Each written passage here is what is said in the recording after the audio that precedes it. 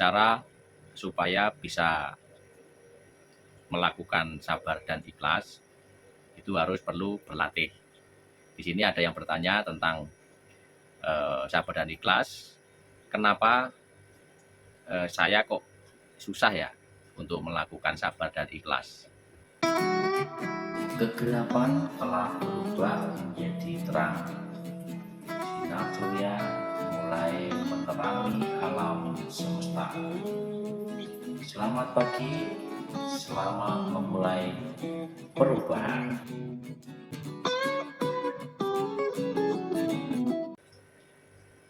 Assalamualaikum warahmatullahi wabarakatuh. Salam rahayu, salam sejahtera untuk kita semua. Baik teman-teman, selamat datang dan selamat berjumpa kembali di Kang Di. Nah, untuk kesempatan kali ini Kang Di mau menjawab atau untuk menanggapi tentang pertanyaan saudara kita, kawan-kawan kita, teman kita itu yang bertanya tentang untuk sabar itu kok susah gitu. Ya memang susah. Memang tidak gampang untuk melakukan sabar atau ikhlas yang sebenarnya.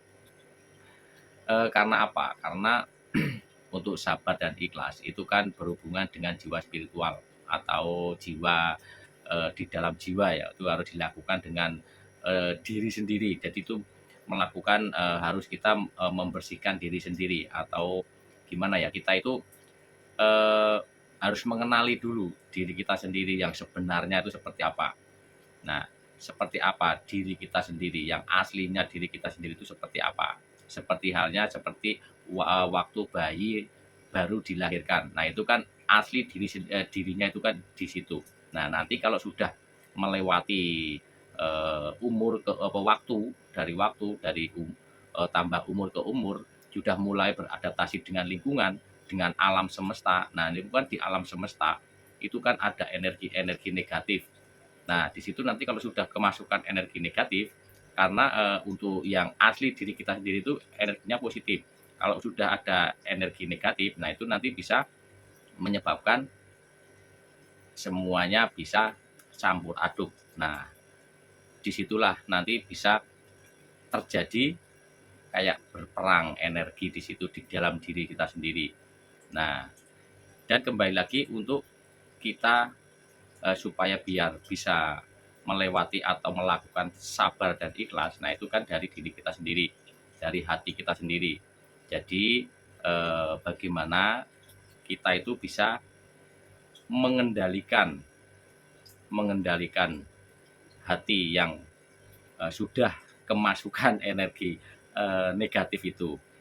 Jadi bisa energi negatif itu kalau sudah masuk ke hati, ke diri kita sendiri, langsung naik ke pemikiran. Nah, itu satu, emosian atau emosi, marah, punya pikiran negatif, pikiran yang enggak. Nah, seperti itu contohnya. Nah, bagaimana cara untuk melakukan untuk memerangi itu supaya tidak ada di dalam kita itu, supaya biar kita bisa melakukan sabar dan ikhlas. Itu memang sangat susah dan sulit kalau tidak didasari dengan hati yang sebenarnya, diri kita yang sebenarnya. Memang agak susah. Nah, caranya bagaimana? Nah, caranya setiap ada sesuatu masalah, masalah atau apa yang dihadapi, ada yang sesuatu yang kita hadapi yang berhubungan dengan masalah, mungkin dengan masalah di kerjaan ataukah masalah di rumah tangga atau masalah-masalah yang lain yang nanti bisa menimbulkan emosi atau emosionalnya jadi naik. Nah, itu semua orang pasti ada energi negatif. Itu masuknya ke energi negatif. Nah, itu. Nah, bagaimana caranya? Itu kita harus legowo atau apa ya dibilangnya, memang agak susah deh. Kalau pas lagi ada masalah, kalau yang di rumah tangga biasanya itu anak ya, anak itu yang biasanya cepat cepat bikin emosi orang tua. Itu biasanya itu ya memang seperti itu. Nah, itu kalau mau ini berlatih.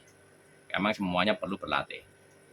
Kalau pas lagi ada masalah atau lagi ada suatu apa yang bisa bikin emosi di depan kita, itu hela napas, tarik napas,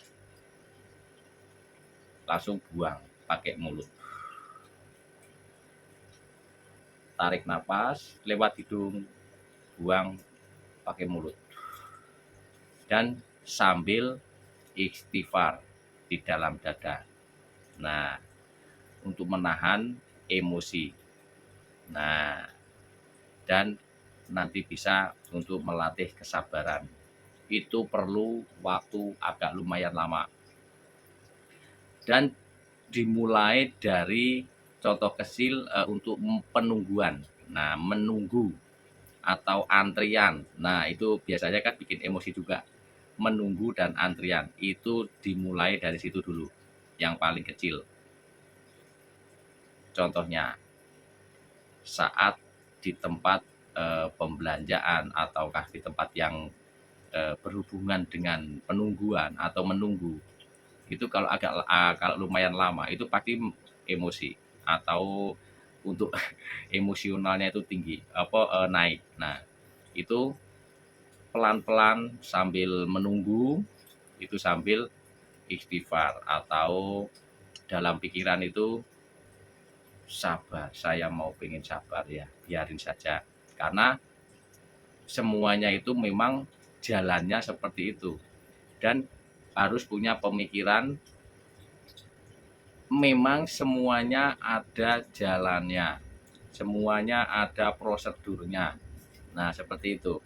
Dan coba kalau seandainya pas di antrian di posisi yang petugasnya lah ibaratkan gitu.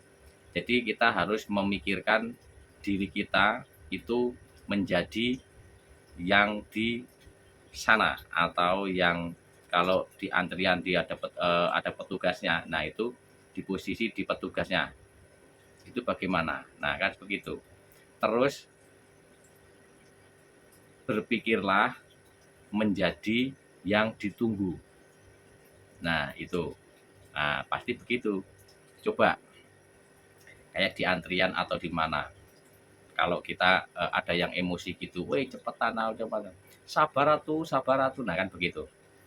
Ini kan lagi ini, lagi itu, lagi ini, lagi itu. Nah, kalau pas lagi posisi di menunggu, berpikirlah yang positif dan bayanginlah menjadi yang di posisi yang di sono. Kan seperti itu. Itu insya Allah pelan-pelan nanti bisa terbiasa. Karena apa? Bisa karena terbiasa. Nah, ini bisa karena terbiasa. Itu untuk kesabaran. Nah, keikhlasan, kalau untuk melatih keikhlasan, ambil contoh kecilnya, ngasih ke orang itu jangan yang bernilai tinggi banyak dulu. Nah, ibaratkan ngasih uang ke orang 2.000 aja lah, 2.000. Itu jangan dipikirkan. Kalau dikasih ke anak aja, anak-anak lah untuk melatih keikhlasan anak-anak. Nah, di situ nanti kalau sudah dikasih, udah nggak usah dipikirkan, dikasih. Itu untuk melatih. Terus untuk keikhlasan yang lain, untuk melatihnya, ngasih makanan ataukah ngasih yang lain.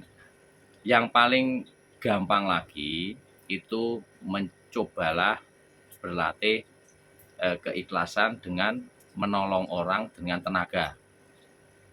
Nggak usah pakai modal, pakai tenaga, berlatih di situ, pakai tenaga. Ada orang atau di jalan ataukah di mana yang membutuhkan pertolongan, langsung sigap, tolong. Awalnya tolong nggak ya, tolong nggak ya, nggak usah mikirnya gitu. Tolong, orang lain mau lihat bodo amat. Nah, di tetangga atau apa, yang kira-kira ini langsung ditolong kalau membutuh pertolongan. Kecil di contoh kecilnya, itu untuk melatih terus. Dan kalau sudah menolong, udah jangan dipikirin tadi saya nolong itu ini, biar ini, nggak usah. Kadang kalau orang mau menolong orang, itu pasti yang dipikirin yang lain-lainnya, imbalan. Nah itu jangan sampai terjadi nyampe ke hati. Karena apa? Itu kalau dilatih terus untuk supaya ikhlas, memang agak susah. Itu untuk berlatih kecilnya. Nanti ada lagi tingkatan-tingkatannya. Contohnya ditipu orang, nilainya besar. Itu nanti ada lagi. Terus dibohongin orang. Terus yang lain-lain yang berhubungan dengan kehilangan. Nah, itu pasti lebih sulit lagi. Makanya yang emang agak susah yaitu ciptakan atau kembalikan jati diri seperti bayi yang baru lahir. Memang agak susah. Ya setidaknya kita mengurangi energi negatif yang masuk dari luar. Nah, seperti itu. Paling enggak seperti itu. Itu contoh kecilnya ya seperti itu. Itu ya untuk kawan-kawan. Mudah-mudahan yang sempat bertanya atau ini bisa buat mewakili teman-teman semua supaya bagaimana kita bisa menjadi orang yang ikhlas, pemaaf, penyabar. Itu kunci utama untuk kunci utama untuk menuju ke kerejekian. Baik teman-teman, mudah-mudahan bermanfaat dan mudah-mudahan terjawab dari teman kita yang bertanya untuk bagaimana caranya. Nah, seperti itu tadi caranya. Baik teman-teman, mungkin saya akhiri. Assalamualaikum warahmatullahi wabarakatuh.